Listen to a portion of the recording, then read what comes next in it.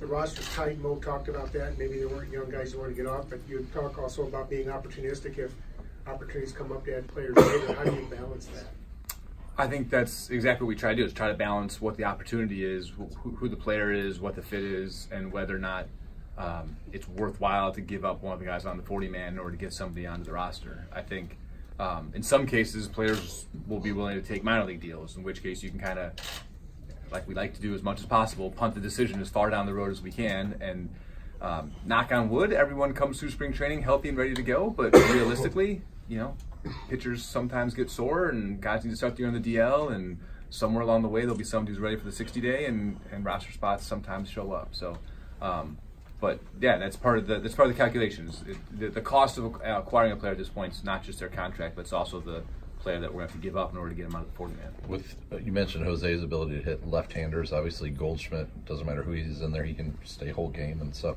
Does that impart, or does it fully delete the need that you guys had talked about before the addition of a left-handed bat? Are you okay lefty-righty sort of matchup moving forward with I mean, depth? I think there's a, you know, we lean right-handed. We could fit a left-handed bat would not be a bad thing. I don't think it's something. I don't think left-handed bat's a position that you ever like need to fill, right? As long as you have good right-handed bats, you're fine. But I think there are. I mean, that's why we did the wisdom for Robinson, right? Like, just given the state of our roster, it made a lot more sense to have a flexible lefty than a third base, first base righty, given where we are. So again, if the fit comes up, if we can find someone that fits in with all the other you know, contract and roster and everything else, then yeah, having someone who's got some flexibility and can hit lefty would be great. And talking about that sort of slight preference for minor league deals, it seems like there's a greater likelihood that you would find, say, bullpen arms that would fit into that category than vital major league hitters. I mean, do you expect maybe there will be more hitters who would fall into that when you look at the way the market is right now? It's hard to say. I mean, I think the market continues to evolve slowly, and people trying to figure out what the options are and where they're going to end up, and it's hard to say, you know, who will be willing to take what and when, and you know, and we may find some move that creates an opening on the 40-man. Who knows, right? But yeah, I don't think it's a slam dunk that it'll be easier to find relievers than position players. But I think that seems like it's happened in the past a little bit more often. But you know, who's to say? Is it possible you guys could acquire, maybe on a pillow deal, a starting pitcher for this coming season?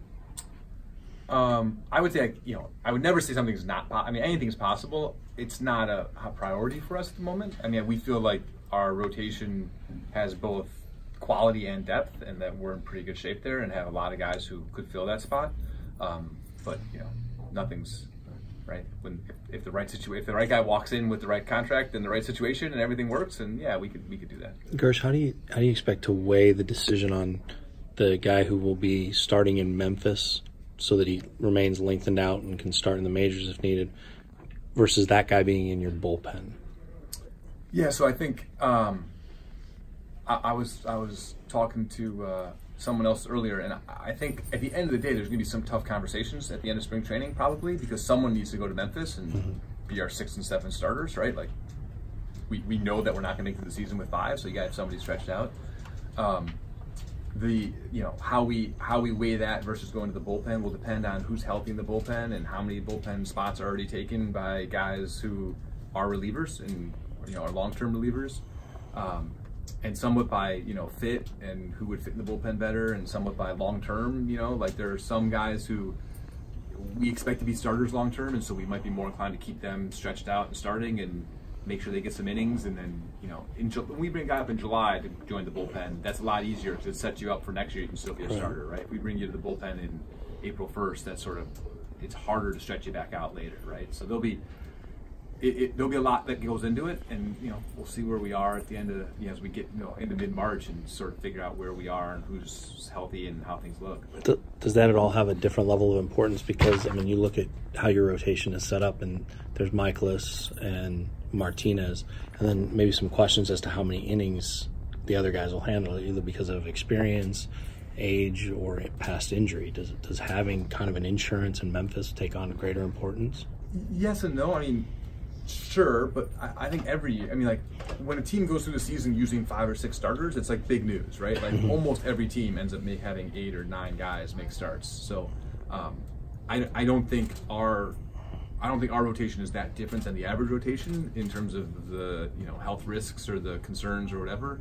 And so certainly we need to go into this. We need to break camp with a couple guys at Memphis stretched out and ready to step in if the need arises. Do you mind an all right-handed rotation? Sir. Again, like no, as long as they're good, right? Like it'd be nice to have a lefty mixed in, but it's not worth taking a lesser starting pitcher just so that you can say you have a lefty. I don't think that's the strategy that we would pursue. But